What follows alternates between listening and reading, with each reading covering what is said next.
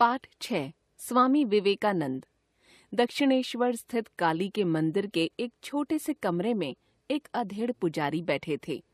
उनके चेहरे का भाव बड़ा ही सौम्य तथा शांत था। अचानक पुजारी जी का चेहरा प्रसन्नता से खिल उठा। दरवाजे पर एक नवयुवक दिखाई पड़ा था। उसने बड़ी लापरवाही से कपड़े पहन रखे थे और वह किसी सोच में डूबा प्रतीत होता था। वह युवक था नरेन। पुजारी जी ने अपना सिर हिलाकर युवक से अंदर आने को कहा। नरेन ने अंदर आकर पुजारी जी को प्रणाम किया, फिर वह बैठ गया। इसके बाद पुजारी जी नरेन को एक दूसरे कमरे में ले गए। अपनी आंखों में आंसू भरकर उन्होंने नरेन को बताया कि वह कितनी उत्सुकता से उसकी राह देख रहे थे। उन्होंने नरेन से यह भी कहा कि उसे जीवन में बहुत बड़ा काम करना है। यह सब सुनकर नरेन को बड़ा आश्चर्य हुआ। एक क्षण के लिए वह चुप रहा, फिर पुजारी जी से वही प्रश्न किया जिसने पहले अनेक धार्मिक लोगों को उलझन में डाल दिया था। क्या आपने ईश्वर को देखा है? हाँ, मैं उसे ठीक वैसे ही देखता हूँ जैसे यहाँ तुम्हें देख रहा हूँ। किसी ने पहली बार नरेन के प्रश्न का वास्तविक उत्तर दिया था। युवक चमत्कृत हो उठा।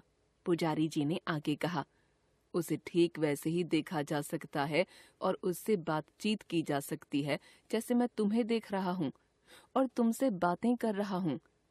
पुजारी जी की वाणी में सच्चाई का इतना स्पष्ट आभास था कि नरेन को उन पर विश्वास करना पड़ा। नरेन को लगा कि जिस मार्ग प्रदर्शक की उसे चाह थी वह अंत में मिल गया है। वे पुजारी जी थे, रामकृष्ण परमहंस। वह युवक था नरेन, जिसे हम स्वामी विवेकानंद के रूप में जानते हैं। एक बार रामकृष्ण जी गहन ध्यानावस्था में थे। नरेन उनके पास बैठे थे।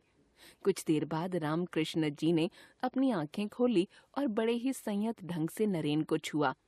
नरेन में बिजली जैसी कोई चीज समा गई। कुछ देर के लिए भूल गए कि वह कौन थे, कहाँ थे और क्या कर रहे थे। ऐसा प्रतीत हुआ मानो उन्होंने अपनी आंखों से श्री रामकृष्ण की महानता देख ली हो। इसके बाद नरेन नियमित रूप से दक्षिणेश्वर जाने लगे। श्री रामकृष्ण नरेन को बहुत मानते थे। वे उनकी विलक्षण मानसिक शक्ति को जान गए थे। उन्हें ऐसा अनुभव होता था कि नरेन के मानस में कोई दैवी शक्ति है जो सूरज की तरह चमकती है। एक दिन नरेन के दिमाग में एक नया विचार कौन था। क्यों न श्री रामकृष्ण महाराज को ईश्वर से यह प्रार्थना करने के लिए कहा जाए कि वह उनकी गरीबी हर लें। ईश्वर निश्चय ही श्री रामकृष्ण की बात मानेंगे। नरेन तुरंत दक्षिणेश्वर गए और अपने गुरु के चरणों में जा गिरे। श्री रामकृष्ण ने उनकी बातें सुनने के बाद कहा, मेरे बच्चे, मैं शायद ईश्वर से यह मांग न सकूं। तुम स्वयं माँ काली के पास जाकर अपनी बात क्यों नहीं कहते? उन्होंने नरेन को किसी तरह काली के मंदिर में भेजा। कुछ समय बाद नरेन जब मंदिर से लौटे तब शांत और आश्वस्त दिखाई पड़ रहे थे। श्री रामकृष्ण ने उनसे पूछा कि उन्होंने देवी से गरीबी हरने की प्रार्थना की या नहीं। नरेन इस प्रश्न से चकित रह गए। जिस काम के लिए वे मंदिर में गए थे उसे तो वहां जाकर एकदम भूल ही बैठे थे। देवी के सामने खड़े होकर उन्होंने मात्र उनके स्नेह की याचना की थी।